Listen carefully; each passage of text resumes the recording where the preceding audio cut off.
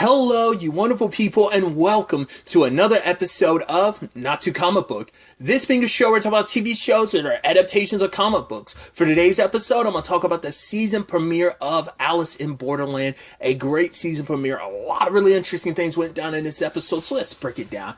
Hell of a way to start off this season. Like, they popped off quick. I mean, it makes sense, because you gotta have to, build up to, everything that went down in the first episode, the first game and everything. You kind of had to build up to it, so obviously it's a slower start, but they just went, hit the pavement running with this situation. I mean, literally, considering it reminded me of a more, even more extreme version of the second game, the tag game from season 1, literally in episode 2. And so I thought that was so interesting, where it's they're running for their lives, getting gunned down, and then it's 13 minutes earlier, and I was like, wait, we're literally picking up where the season 1 finale ended. So it's it's been, they were sitting there for an hour, it's nothing's happened yet, and it's so there's no game announcements, other people roll up, and that's when it started popping off, that was oh wow, because it puts even the tag game to shame with how because obviously it was tank rifle shots or whatever, and Chishia being wow, that's crazy, and he's just kind of moving, so it's oh, no point hiding behind a car. I love how laissez-faire he is, because even later on he's just walking with gunfire, his hands are in his pockets, he sees the grenade, just go, and that's the last time you see him in the episode. But everyone running for their lives and everyone's getting gunned down, you're wow.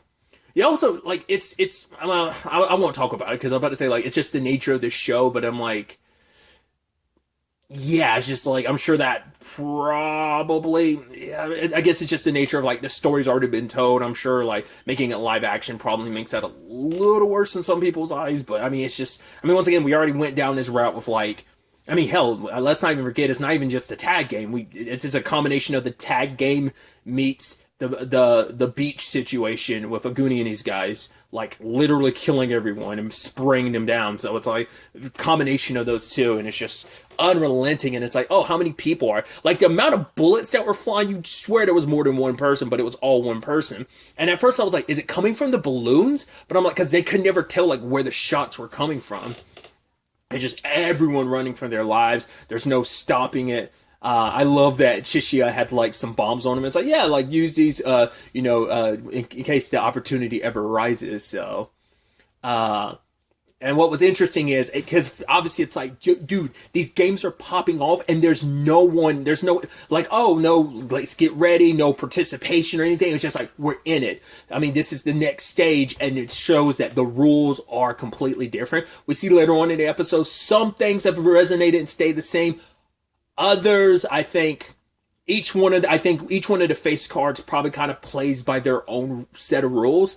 And it's something the Artist 2 talks about. It seems like some of the overarching rules kind of stay the same, because if the games are meant to be winnable, they're not supposed to be easy or anything like that. But obviously the point of this too is no. These games are popping off, and they are way tougher than anything else.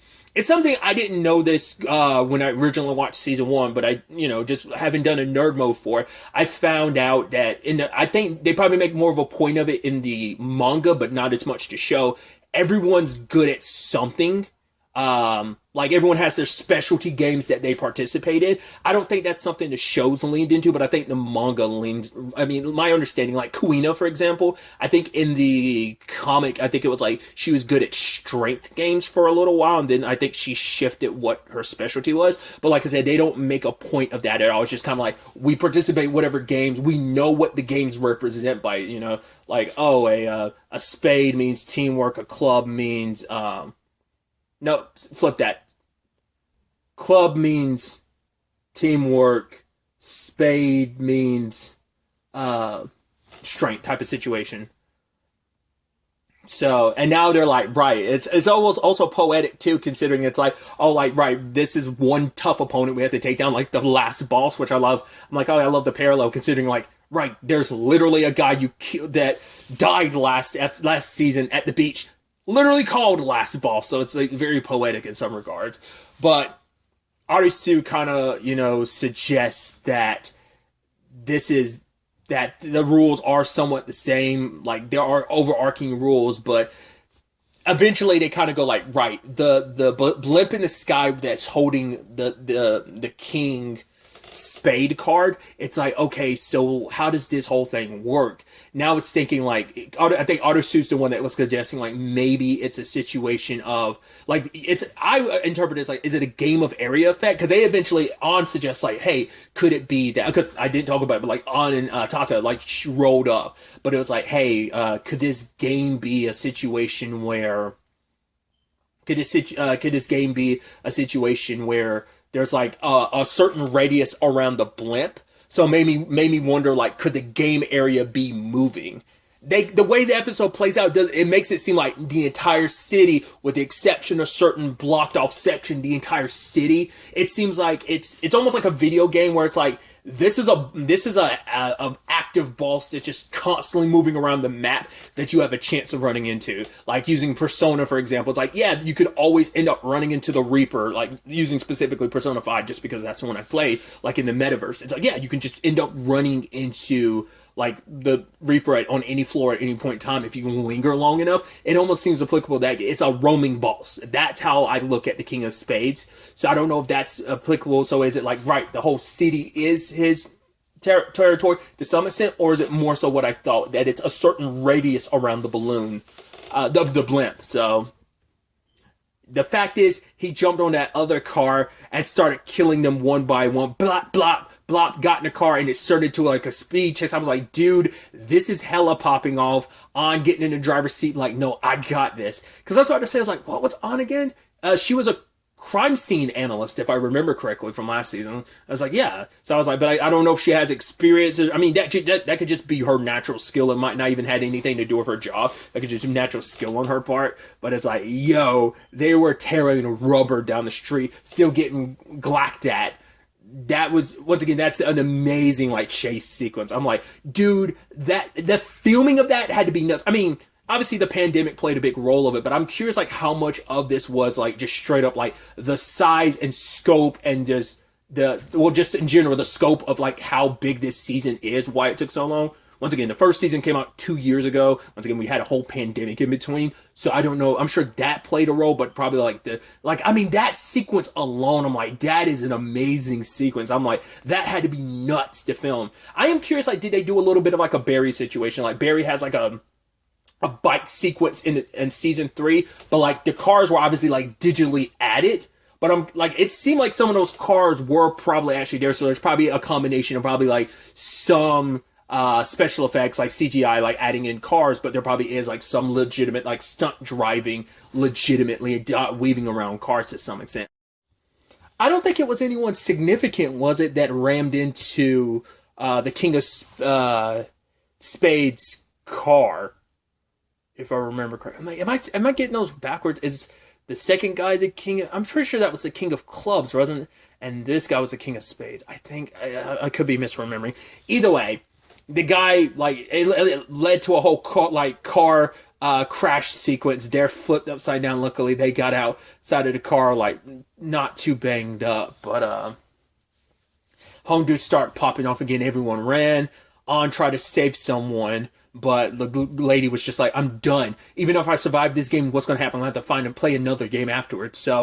So many people giving up hope, because a lot of these people are the people from the beach, and the beach was kind of their sanctuary. They believed in that, because even On's like, oh, you really, talking to Odyssey, like, oh, you really believe Hatter's BS about collecting all the cars? Like, we all know that was horse shit. But it's like, well, the moment all 40 of the other cards were collected, we moved on to the next stage. So there is reason to believe if we do, at the very least, collect the 10 face cards, we will move on to potentially some other stage in all of this. So, and that's about running away from all that is the last time we see On. So it's Tata, Kuina, and Arisu and Usagi, and they kind of end up splitting up. It's like, right, Tata and Kuina go to find a car, which I love the whole bit about, like, you've never had like a hot babe on your arms. He's like, yeah, so what if I haven't? Like, what's that got to do with anything?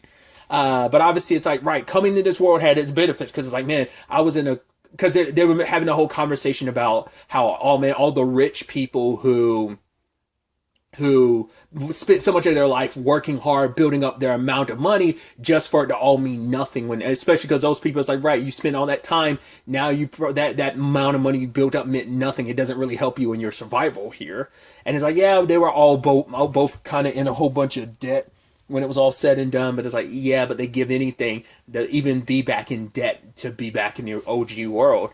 And Arisu and Usagi kind of have a similar conversation. I thought it was so sweet, and I really liked the fact is that he's staring at the noodles, and we get more scenes with Chota and Karube, and I was like, oh no! And once again, that whole virgin thing, it's like, oh, that's why you're just gonna be a virgin. He's like, wait, what does that have to do with anything? Because it was like a special flavored, like, was it like cupcake flavored, like noodles or something like that. And they would go over there, chill, and like eat noodles while staring at manga and stuff like that. For him, it's like he looks back on those times and he smiles because it's like, man, they meant those were good times. And I think it speaks volumes. The fact is,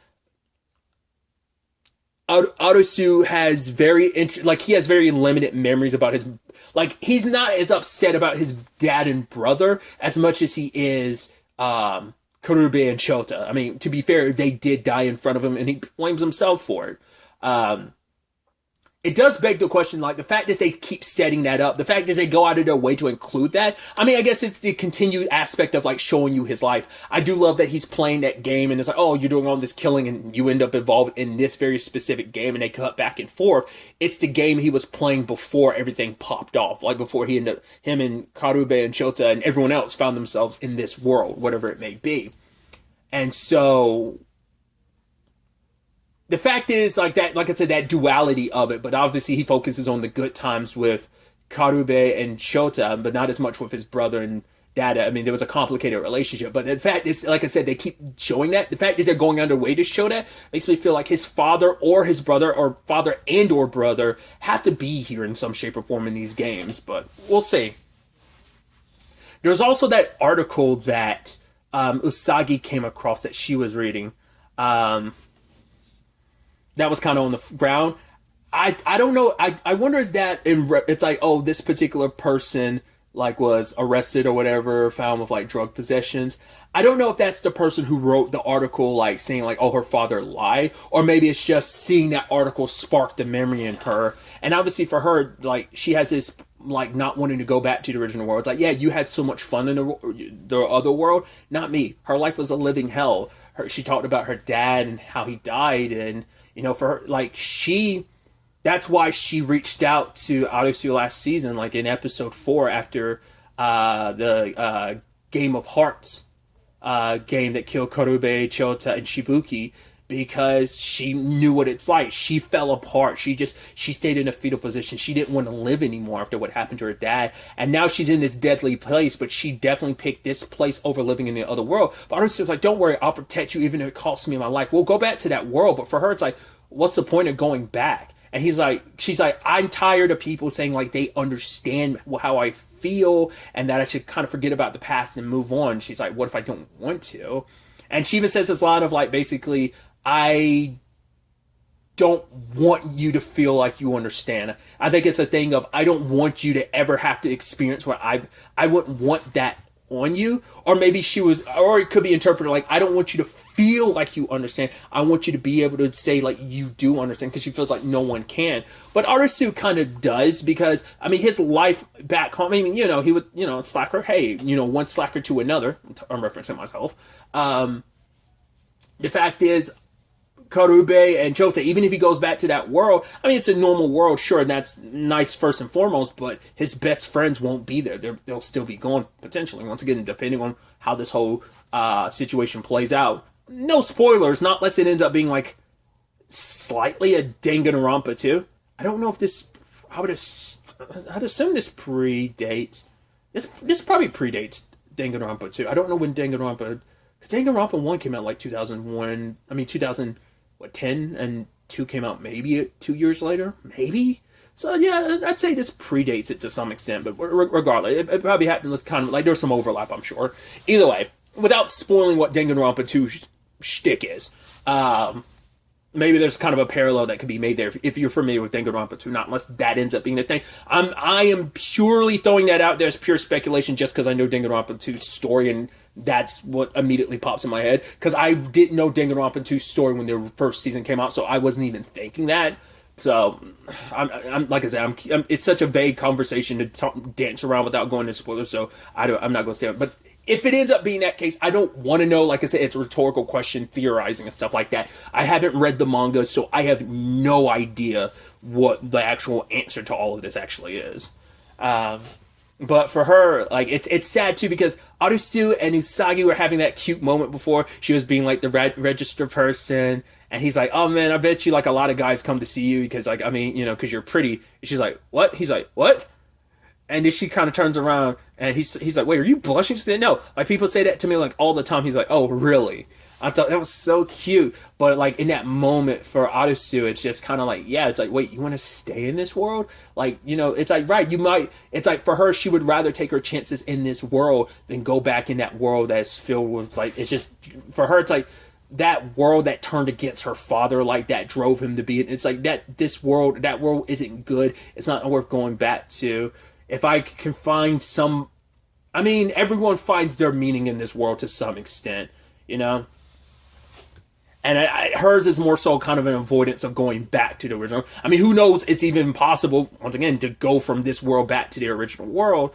But it kind of puts a damper on things between Arusu and Usagi, despite everything that they've been through. So, and you can tell, like, Kuina's definitely picking up on things being awkward. So, but when it's all said and done, Arusu is suggesting that, well, these games aren't meant to overlap. So, yeah, there's no kind of like seeming like there's no structure to it, but maybe the boss they're running from can't interfere. If they choose another game, they no longer become active participants. Like that's what that game is always in activity. If you are outside of any other game, he can come and get you at any point in time, anywhere in the city. Once again, outside of the areas of the other like based games. Once again, I'm only basing that on the other game we got this episode, the King of Clubs games. Like who knows outside of that, like whether or not the others are completely structured like that. Maybe the King of Spades is very unique in the way it's structured, and none of the other 8 cards, because I already know about one, but we don't know, maybe the other 8 cards like flow and play very differently too. So that's probably what makes them so unique, because it's like, oh, you got used to the sway of things before kind of knowing the structure. It's like, God makes you go like, what the hell is the hearts, like, what are the heart face cards going to be like, because obviously they're going to the club now, and club's about teamwork. This one's about strength. So it's like, yeah, if we hopefully go to another game, he won't interfere with us, and they all ultimately vote for it. And when they do arrive there, lo and behold, who do they run into? Because they notice like, there's supposed to be 5 here, and there's only 4 of these bands. Naragi's alive. I was like, I did not see that coming, because I've seen that shot from, I think it was like the teaser trailer. I used it as like as the photo from my watch list for this month. I didn't watch the trailer. I just skimmed like a portion of the trailer, took a screenshot, and that ended up being part of the thumbnail. But that's it. So I didn't even know what to fully expect. The teaser kind of mainly revolved around this upcoming game. So what the ins and outs of that is, but like I said, I didn't even realize Naragi was there. You almost go like, oh, could a Goonie be? It's like, well, sadly he didn't kill Naragi, but it's like, yeah, he got a lot of flesh wounds, and there were bullets in there. It's like, when you actually think about it in the grand scheme of things, it's probably been maybe, especially with Arusu's face being healed up the way it is, it's definitely been like a couple days since the season finale, like in the grand scheme of like the beach house burning and everyone taking time to recover before him, Kuina, Usagi, and Chishiya had stumbled across the game and found out about, all these people who are betting, who are dead now, and finding out Mira is a part of all of this. So putting all that aside, like it's only been like a couple days, so God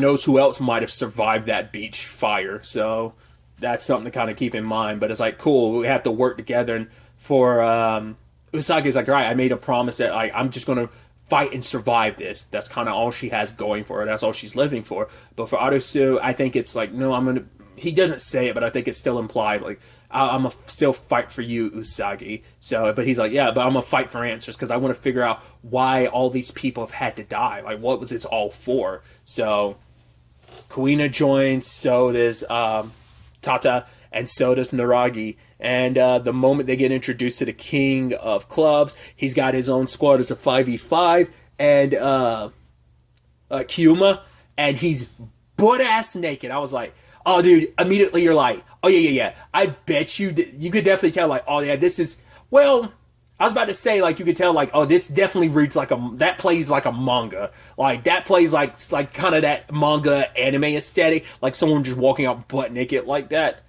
I mean, I'm sure, like, there are, like, injected moments of humor in the story despite how dark it is. But also, I think that's just, like, legitimate. I think that's just Japanese humor in general. Like, nudity and stuff like that and sex and stuff is played for gags in, like, anime and manga. I don't know. I guess that can probably, like, even extend to live action stuff, too. But once again, you also have to base this on, well, this is also based on the manga, so this might be an exception to the rule. Maybe not all Japanese media kind of like does that, but I think it might be like Japanese specific writing and stuff like that. I don't mind it, but you know, I can see that not necessarily gelling with some people. But I just like I wasn't expecting him to be butt naked, and you're like, yeah, you're probably freaking them out with you being naked. He's like, what? I'm like, why would I put on pants? Nudists have been around for centuries. This is like the most like natural form of the body. In fact, being in clothes is super unnatural. So why would I put myself in clothes? So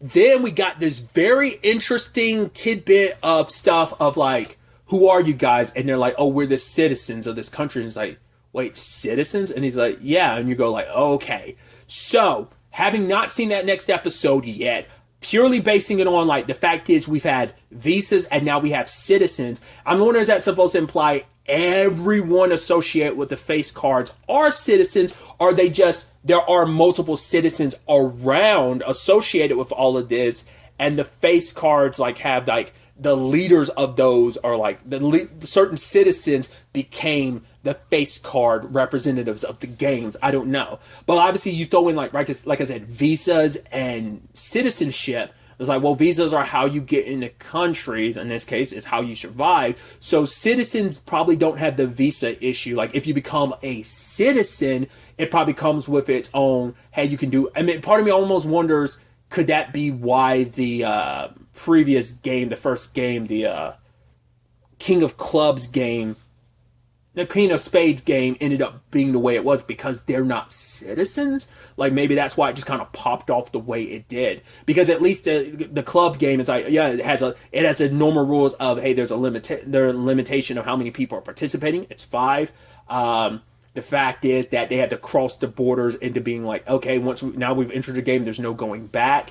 So like your typical game, that's why I'm like, this one is kind of more classic, but I'm sure it has its own rules that are applicable to all the face cards, while also there are also probably some that are just unique to the King of Clubs. So it's definitely going to be interesting to see where the next episode takes us with all of this. Obviously finding out where the hell An and Chishia are in the grand scheme of things. It's like, well, those two are super smart. They're super capable on their own. They're both calm under pressure, so they'll be fine on their own, is kind of the belief, which is understandable considering who those characters are. So I'm so excited to have Alice in Borderland back. I'm so excited to see where this season ultimately ends up taking us, where this next episode ultimately ends up taking us going forward with all of this.